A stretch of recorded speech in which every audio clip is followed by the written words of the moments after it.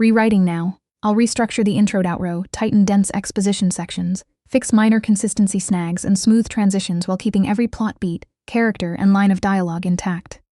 They put the new nurse in with the blind combat tracker because they thought it would be funny. Welcome back to Hidden Badges Stories. If you've been with us for a while, you already know what kind of stories we tell. The ones about the people nobody saw coming. Before we get into today's story, if something moves you, hit that like button, leave a comment, and tell me where in the world you're listening from. I want to know how far these stories travel. Now, let's begin. Claire Weston had been at Lakewood VA Medical Center for 22 days. 22 days of being handed the charts nobody wanted. 22 days of watching residents walk past her like she was part of the furniture. 22 days of smiling at jokes she didn't find funny, of keeping her hands visible and her voice level and her opinions to herself because she had learned, in places far darker than a hospital corridor, that invisibility was a tool, not a failure. She wore bright cerulean scrubs. Her dark hair was pulled back with a clip that had lost its grip sometime in the first week. She was 39 years old and looked, to most of her colleagues, like someone who had stumbled into nursing late and hadn't quite found her footing yet. That was the impression she worked to maintain. It was Dr. Philip Morse who said it first. He stood at the charge desk with his tablet angled toward the group, his voice carrying the easy confidence of a man who had never once doubted his own authority. "Weston," he said, not looking up. "Room 7. Sergeant First Class Raymond Tate, retired, blind, admitted 2 days ago for infection at the residual limb site, right leg below knee, fever spiking, uncooperative with staff." He knocked a meal tray off the table when an aide came in without announcing herself. He let the last word sit like a dare. "Think you can manage?" Brenda Crowley, charge nurse, 17 years at Lakewood, a laugh that came too fast and too loud, turned from the printer and smiled. It was not the smile of someone wishing Claire luck. Kyle Preston, a second-year resident, who still recorded videos on his phone when he thought nobody was watching, made a sound that was almost a laugh. He told Martinez to get out twice, in colorful terms. "Then maybe Martinez should have knocked," Claire said. Nobody laughed at that, but nobody had an answer for it either. Dr. Morse handed her the chart. Wound assessment, pain scale, antibiotic compliance. Do not engage with whatever story he's trying to tell. These men come in with a lot of anger and not a lot of direction for it. Claire looked it over. Raymond Tate, 54, retired. 26 years of service, 3rd Special Forces Group. Combat tracker. Bilateral visual impairment following blast exposure, 3 surgeries, functional light perception in the left eye only. Right below knee amputation. Prosthetic fitted 18 months prior. Current admission. Infection, fever. Increasing pain at the limb site, possible osteomyelitis. 3 notes in red. Difficombative, non-compliant. She'd seen those words before. They usually meant someone had stopped trying to understand him. She walked the hall alone. Lakewood VA smelled the way all VA hospitals smelled. Antiseptic and old coffee and something underneath both that was harder to name. Patience, maybe, or the wearing down of it. Veterans sat along the corridor walls, some asleep, some watching a television mounted too high with the volume too low. An old man near the window frowned at a crossword, like it owed him something. Claire stopped outside room 7 and looked through the narrow window first. Raymond Tate sat upright in bed, back against the headboard, both hands flat on the blanket. Not relaxed, ready. His head tilted slightly, the posture of a man whose hearing had learned to do the work his eyes no longer could. Broad-shouldered, gray at the temples, jaw set like someone who'd decided a while ago that patience for people who hadn't earned it wasn't worth spending. A whiteboard on the wall read, "Patient blind. Speak before entering. Use clear language." A sticky note over part of it from a previous aide, "Read or just knock and hope." Someone had crossed that out. Claire knocked 3 times on the open doorframe, 3 even beats, not timid, not demanding. "Nursing staff," she said clearly. "My name is Claire. I'm your nurse for this shift. I'd like to come in if that's all right with you." Raymond's head turned toward her voice. His hands stayed flat on the blanket, but something in his shoulders eased. "You're new," he said. 22 days. "You knock like you mean it." "I do mean it." A pause, he nodded once. "Come in." She entered the way she'd been trained to enter small spaces with unknown variables. Weight balanced, nothing sudden. Her presence announced by footfall before she reached the bed. She pulled the curtain to block the glass. Not for her privacy, for his. "I'm going to check your temperature and your wound site," she said. "I'll describe what I'm doing before I touch anything." His expression didn't change, but something behind it did. "The last 3 people who came in here either grabbed my wrist without warning, or talked to the wall above my head like I wasn't in the room. That's not how I work." "We'll see." Temperature, 101.3, down from 102.6 at midnight, still concerning. Pulse 96, blood pressure elevated. When she described the wound assessment, he answered without resistance. The infection site was red, warm, spreading slightly past the margin the attending had marked 2 days ago. Pain, 1 to 10. 7, closer to 8 when the dressing pulls. That's honest. I don't do the other kind. He was quiet a moment. Most people expect 3. 3 isn't useful to me. He turned his head, tracking her by sound. Where did you come from before Lakewood? I moved around. That's not an answer. It's the one I'm giving today. He almost smiled. Fair enough. She was checking the IV line when he spoke again, quieter, in a different register entirely. Not conversational, precise. 222, south by southwest, 30 meters. Someone at the door stopped walking twice in the last 4 minutes. Claire kept her hand on the tubing and didn't turn. I noticed. Raymond went very still. You noticed. Kyle Preston, second-year resident. He's been checking the window every few minutes since I came in. Silence. Then Raymond spoke in a flat, clipped cadence that had nothing to do with normal conversation. A tracker's field report format, short and rhythmic and encoded. Claire had heard it before, in a different country, under a different sky, with blood on her sleeves and a radio that wouldn't connect. She should have looked confused. That would have been the safe choice. Instead, she answered in the same cadence 2 words. Acknowledged, hold. Raymond stopped breathing for 3 full seconds. Nobody knows that pattern, he said very low. A few people do. Who taught you? Someone who trusted me with it. His hands lifted off the blanket and reached toward her voice, not grabbing, offering. His right palm turned up. She placed her left hand in his palm down. His fingers found the ridge of scar tissue on her wrist. Old. Rope burn. The kind you got in a fast rope extraction from a helicopter that had been climbing when it shouldn't have been. His jaw tightened. Ironwood? She pulled her hand back gently. Don't. That op was sealed. Yes. They listed 2 casualties. Yes. He turned his face away. His throat moved. I thought both of them were gone. One of them was. The silence that followed was not empty. It was full of something neither of them had language for anymore. The particular grief of people who had survived things they were never supposed to talk about, in rooms that were never supposed to know they happened. The door opened. Brenda Crowley stood in the frame, Kyle half a step behind her, his phone not quite hidden at his side. Just checking in, Brenda said brightly. How are we doing? We're in the middle of a wound assessment, Claire said. I'll update the chart when it's complete. Dr. Morse wanted a progress note by 3. He'll have one. Brenda's gaze went to Raymond, her expression the particular tightness of someone who'd already decided how this visit would go. Sergeant Tate, are you cooperating with our nurse today? She knocked, Raymond said. You didn't.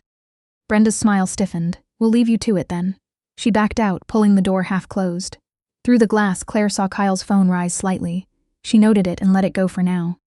How bad is it? Raymond asked once they were alone again. The infection? All of it. Claire looked at the margin line, then the temperature reading, then the IV working harder than it should have to.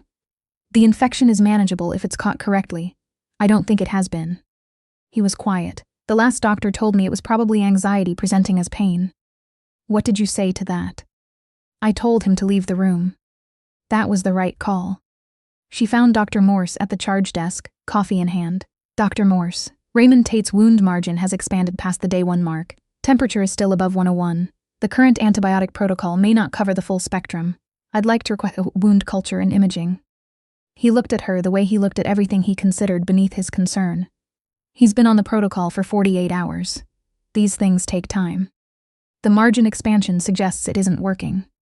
Weston, I've been treating veterans at this facility for 9 years. This is your 3rd week. Don't teach me how to read an infection.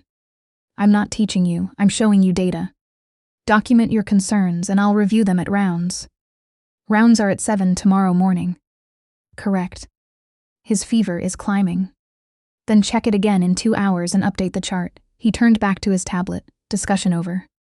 Back in room 7, Raymond heard her return before she spoke. He said no, he said, not a question. He said later. Same thing in a hospital. He exhaled slowly. 14 months ago I told a doctor at a different facility the pain in my residual limb was worse than it should be. He told me phantom pain was normal and sent me to group therapy. He touched the bandage site, a gesture so careful it ached to watch. Took 8 months and 3-second opinions to find the bone infection they missed. Cost me 2 more inches. Claire sat in the chair beside the bed, not to fill silence but because standing over a man who couldn't see her face felt wrong. I heard you, she said. I want you to know that. Why do you stay quiet about who you are? Same reason you don't tell every doctor about Ironwood. He considered that. Because the truth makes people uncomfortable, and uncomfortable people make mistakes. Yes.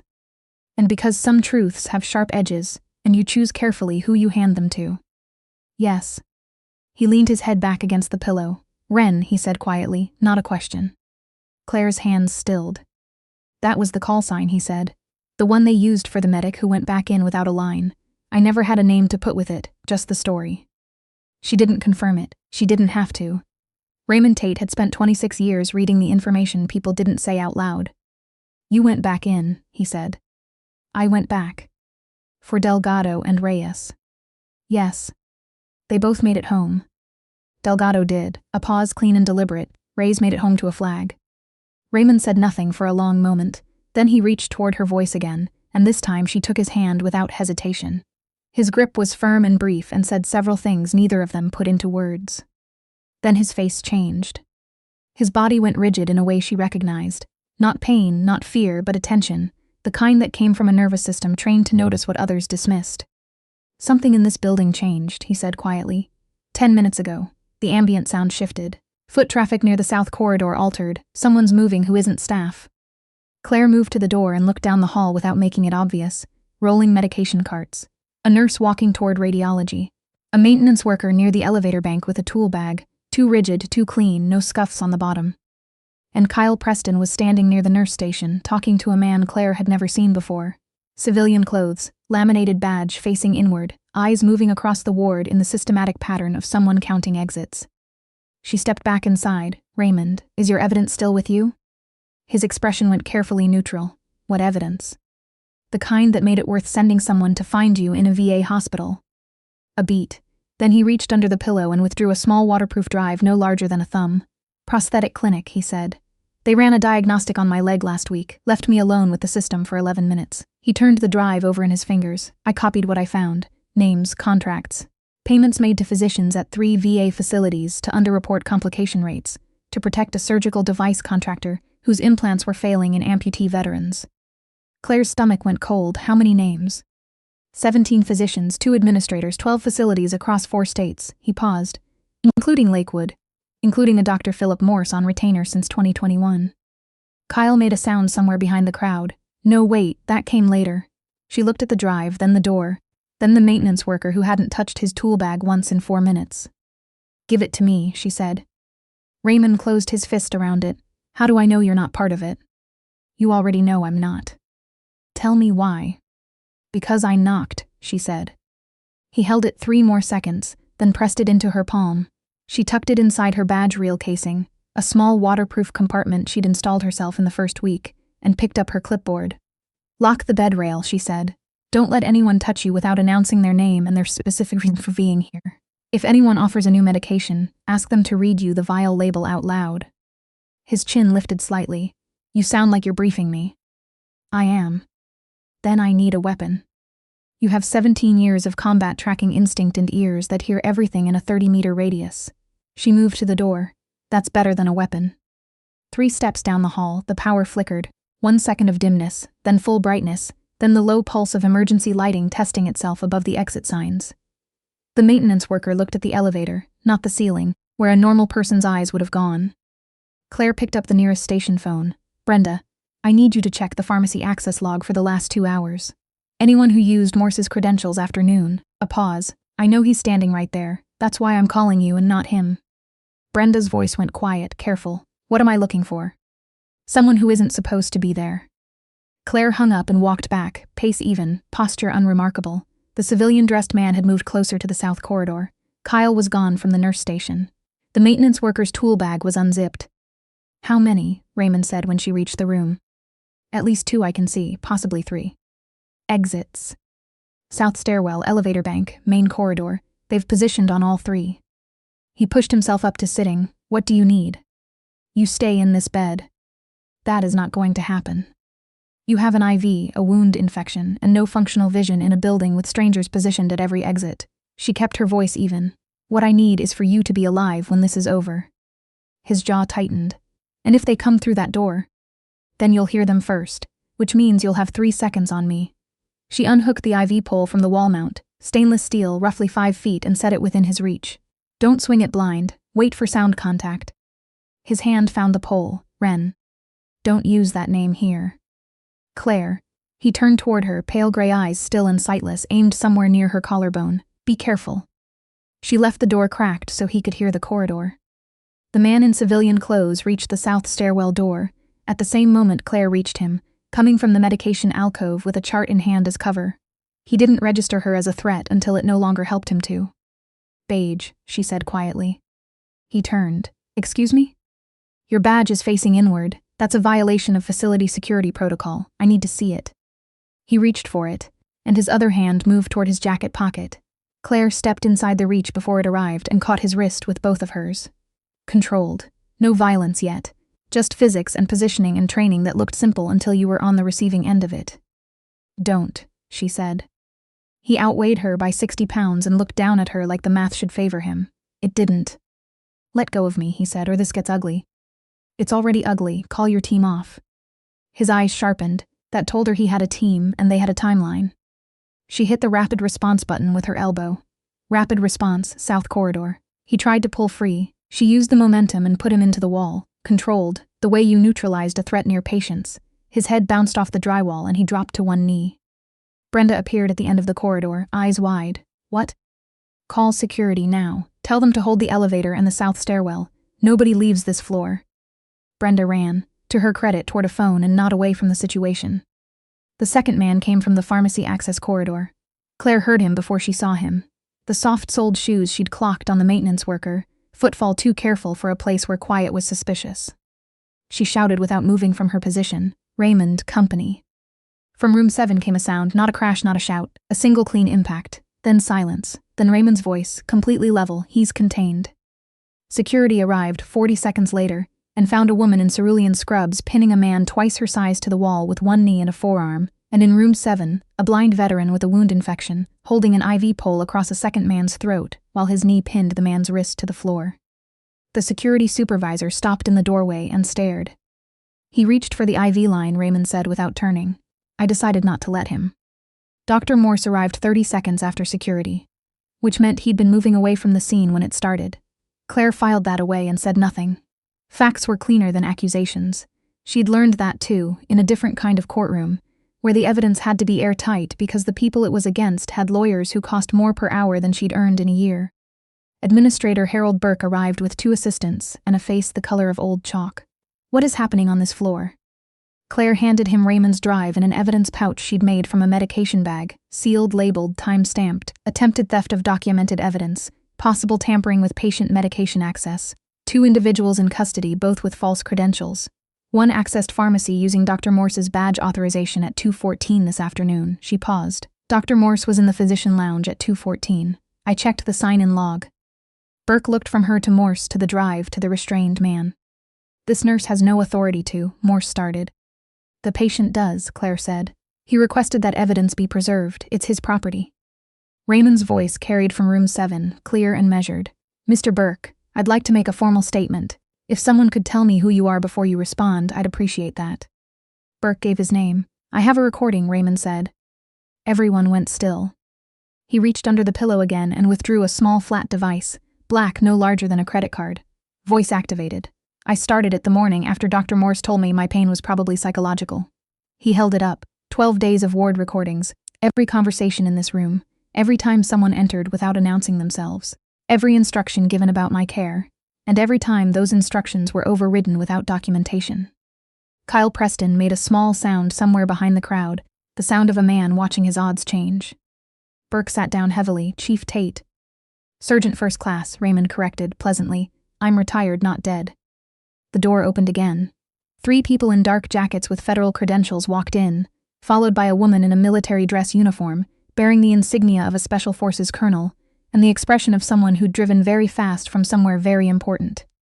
Colonel Adrian Stafford stopped in the center of the corridor, looked at the restrained man, then the drive in Claire's hand, then Claire herself. Ren, she said quietly. The whole ward heard it. Colonel, Claire said. The word landed like a stone in still water, rings moving outward. Morse stepped back. Kyle's phone vanished into his pocket. Burke looked between the colonel and the nurse in cerulean scrubs, as though trying to recalculate something that kept coming out different. "How did you get here before federal notification went out?" Claire asked. Stafford looked through the open door at Raymond. "Tate was on our watch list.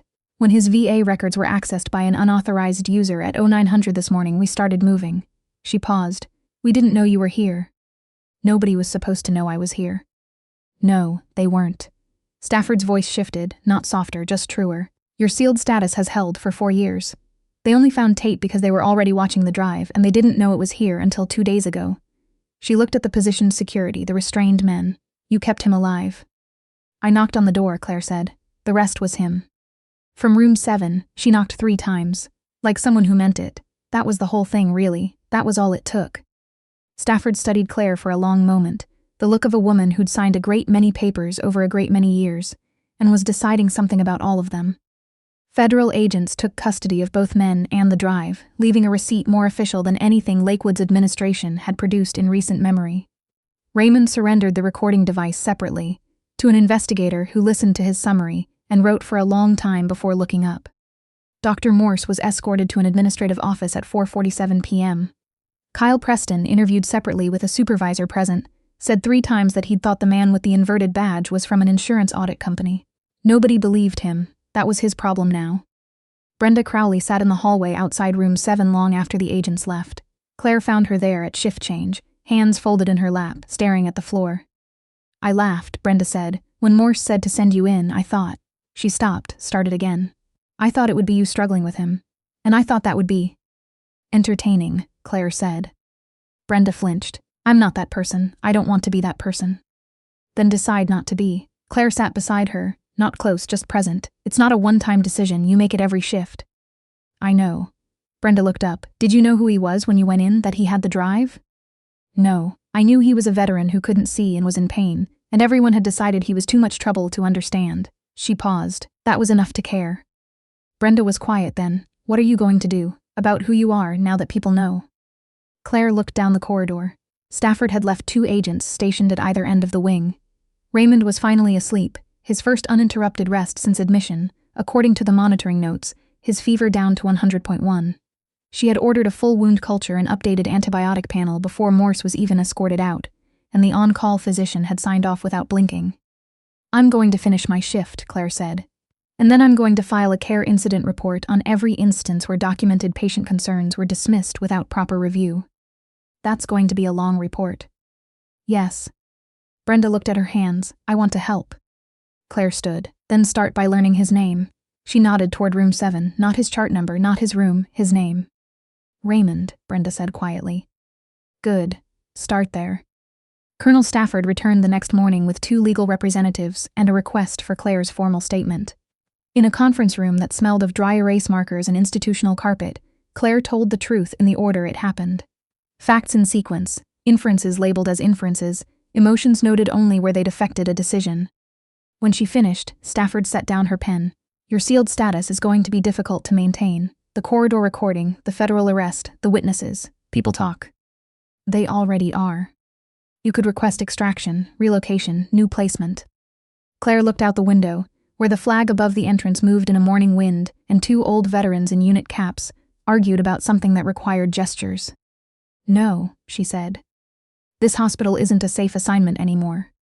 No assignment ever was. That wasn't why I took it." She met Stafford's eyes. Raymond Tate spent 14 months being told his pain was psychological. 17 veterans across 12 facilities may have had their outcomes falsified to protect a contractor's profit margin. "I can help fix that from inside a hospital. I can't help from a relocation safe house." Stafford studied her. "What do you need?" Claire had been thinking about this since 4 that morning, scribbling in the margins of a medication request form, because it was the only paper she had. A mandatory protocol requiring any patient with sensory impairment to have a qualified accommodation plan documented within 24 hours of admission. Not a whiteboard, a plan, signed, updated every shift. Her voice stayed even.